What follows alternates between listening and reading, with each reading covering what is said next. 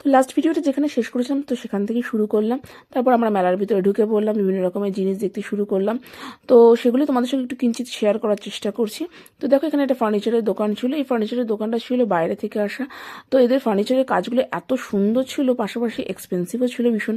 তো তারপর পাশে একটা মেলায় চলছিল এক্সিবিশন, তো সেখানে বিভিন্ন রকমের হাতের তৈরি শিল্পকলা ছিল। তো প্রত্যেকটা জিনিস ছিল চোখ ধাঁধানো। তো মেলায় কুচকাচ কিছু খাওয়া দাওয়া করে আমরা চলে আসলাম রাতের ডিনারটা সারতে। তো এখানে এসেছিলাম হাওড়ার রাজনন্দিনী যে আউটলেটটা সেখানে। তো এখানে ঢুকে পড়লাম। আর সেদিন 1 জানুয়ারি উপলক্ষে আউটলেটটা খুব সুন্দর সাজানোও ছিল। তো প্রথমে আমরা বসে পড়লাম, বসে একটু গল্পগুজব করতে না করতেই আমাদের ফার্স্টে স্টার্টার দিয়ে দিল। তো প্রথমে আমরা স্টার্টার কাউন্টারটা শেষ করে মেন কোর্সের জন্য অর্ডার দিয়েছিলাম। আর খাবারগুলো ছিল অত্যন্ত সুন্দর, আর পাশাপাশি ছিল লাইভ মিউজিক। তো লাইভ মিউজিকের সাথে ডিনারটা কমপ্লিট করতে বেশ ভালোই লাগলো।